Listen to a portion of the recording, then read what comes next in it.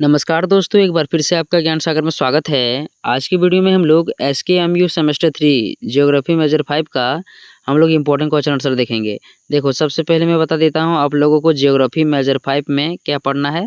Geography major 5 में आप लोगों को प्रैक्टिकल बनाना है।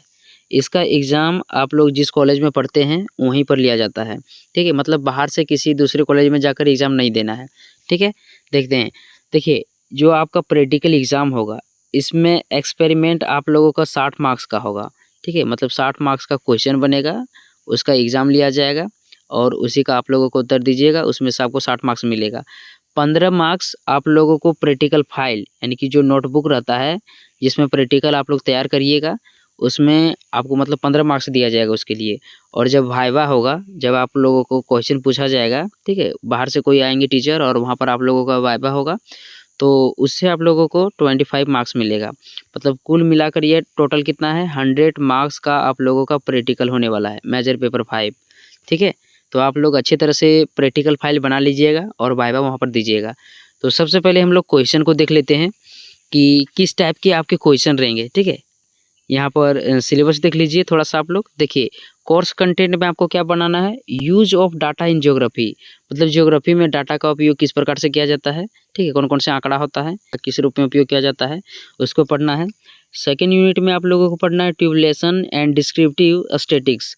मतलब एक तरह से जो सांख्यिकी होता है, मीन मोड मीडियन माध्य माध्यिका और बहुलक, इसको पढ़ना है। इससे रिलेटेड आप लोगों को क्वेश्चन बना लेना है। थर्ड यूनिट में आप लोगों को सैम्पलिंग पढ़ना है। फोर्थ यूनिट में डायग्रामेटिक डाटा प्रेजेंटेशन पढ़ना है। और फिफ्थ यूनिट में ग्राफिक रिप्रेजेंटेशन। मतलब 5 यूनिट से आप लोगों का प्रेशर रहेगा, ठीक है। और यहाँ पर जो भी आपको सिलेबस दिख रहा है कोर्स कंटेंट में, यही से आप लोगों को बनाना है। तो क्या क्या बनाना है क्वेश्चन में बता दूंगा ना, तो वही आप लोग बना लीजिएगा नोटबुक में, ठीक है। ज़्यादा नहीं दिखता है नोटबुक, केवल बनाकर ले जाइएगा उतना ही काफ़ी है। लेकिन हाँ, बनाकर लेकर जाना है, नहीं लेकर जाइएगा तो दिक्कत हो जाएगा। और एक बात बता देते हैं, जो आपका बड़ा रहेगा, ठीक है, बड़ा फाइल एक रहता है, बड़ा साइज़ का फाइल आता है। छोटा साइज़ वाला फाइल नहीं लीजिएगा, बड़ा साइज़ वाला फाइल लेना है आपको, ठीक है। और उसी में बनाना है। देखिए यहाँ आप लोग ज्योग्राफी मेजर 5 में किस टाइप के क्वेश्चन रहेंगे आप लोगों को। इसमें क्या पढ़ना है, स्टैटिस्टिकल मेथड्स इन ज्योग्राफी। मतलब जो सांख्यिकी का उपयोग होता है ज्योग्राफी में किस प्रकार से, उसी को एक तरह से बनाना है। तो इंपॉर्टेंट क्वेश्चन बता दे रहे हैं सबसे पहले, उसके बाद हम लोग आंसर भी थोड़ा सा देख लेंगे। देखिए पहला क्वेश्चन, भूगोल में सांख्यिकी विधियों का महत्व बताइए। भूगोल में सांख्यिकी विधियों का क्या क्या महत्व है, ठीक है। सांख्यिकी जो हो गया एक तरह से आंकड़ा हो गया, प्राथमिक आंकड़ा, द्वितीयक आंकड़ा, कैसे उपयोग किया जाता है, मीन माध्यक और बहुलक, उसको भी बता देना है। मतलब इसको देख लेना एक तरह से आपको, ठीक है। देखिए अगला सेकंड क्वेश्चन हमारा दिया हुआ है, आंकड़ा क्या है, इनके प्रकार और स्रोत बताएं। आंकड़ा क्या होता है, तो कोई भी चीज़ जिससे मतलब हमें जानकारी मिलता है, एक तरह से वो आंकड़ा होता है। इसके कौन कौन से प्रकार होते हैं, तो आंकड़ा का मुख्यतः 2 प्रकार होता है, प्राथमिक आंकड़ा और द्वितीयक आंकड़ा। प्राथमिक आंकड़ा किन किन स्रोतों से प्राप्त किया जा सकता है, द्वितीयक आंकड़ा किन स्रोतों से प्राप्त किया जा सकता है। जैसे प्राथमिक आंकड़ा क्या होता है, आपको सीधे जाना है जहाँ से आपको आंकड़ा प्राप्त करना है, ठीक है, प्रयोग करना है। आप जैसे आप भूगोल में क्या होता है, किसी को आंकड़ा प्राप्त करने के लिए जनगणना जैसे होता है ना, जनगणना आप लोगों को सीधे घर तक पहुँचना पड़ेगा जनगणना करने के लिए, कि कितना व्यक्ति है, कौन कौन जीवित है, कौन मरा हुआ है, कितने बाल बच्चे हैं, ये प्राथमिक आंकड़ा में आता है। तो जनगणना सब जो होता है एक तरह से प्रत्यक्ष तरीका से किया जाता है। और जो द्वितीयक आंकड़ा हो गया, द्वितीयक आंकड़ा क्या होता है, द्वितीयक आंकड़ा हम लोग किसी किताब कॉपी से उठा लेते हैं डायरेक्ट, या फिर जो सरकार द्वारा पहले से आंकड़ा तैयार होता है उसी से उठा लेते हैं, ठीक है।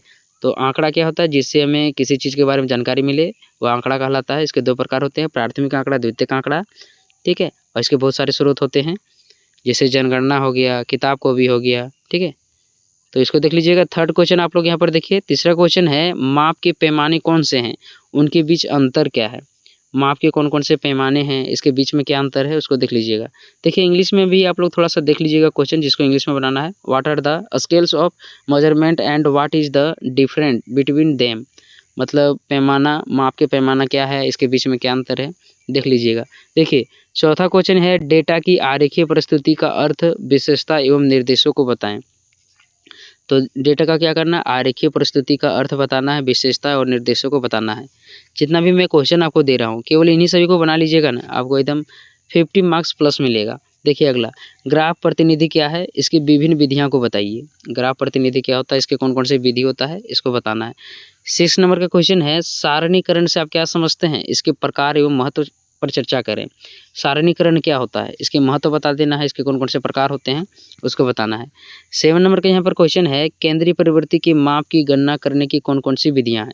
केंद्रीय परिवर्तन के अंतर्गत 3 विधियाँ आता है, माध्य, माध्यक और बहुलक। तो कौन कौन सी विधि के अंतर्गत हम लोग माध्य को मतलब ज्ञात कर सकते हैं, माध्य का ज्ञात कर सकते हैं, बहुलक ज्ञात कर सकते हैं। ठीक है, मीन, मोड, मीडियन, तीनों को मतलब यहाँ पर व्याख्या करना है आपको। आगे देखिए 8 नंबर का क्वेश्चन है, वर्णात्मक संख्या का अर्थ और प्रकार स्पष्ट करें। Explain the meaning and types of descriptive numbers. वर्णात्मक संख्या का अर्थ बताना और इसके प्रकार को भी बता देना है। अगला है, नमूनाकरण क्या है और संख्या में इसका महत्व क्या है।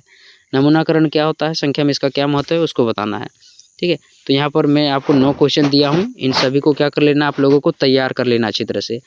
देखिए इसका आंसर जो है ना, इसका आंसर मैं आप लोगों को दूंगा तो ज़्यादा समझ में नहीं आएगा, इसलिए अपने से सर्च करिए और अच्छी तरह से इसको नोट्स बना लीजिए। ठीक है, जितना आप लोग अच्छी तरह से इसको नोट्स बनाइएगा, बाकी ऐप में इन सभी का आंसर आप लोगों को मिल जाएगा। ठीक है, तो इस वीडियो में इतना ही, मिलते हैं अगली वीडियो में, तब तक के लिए धन्यवाद।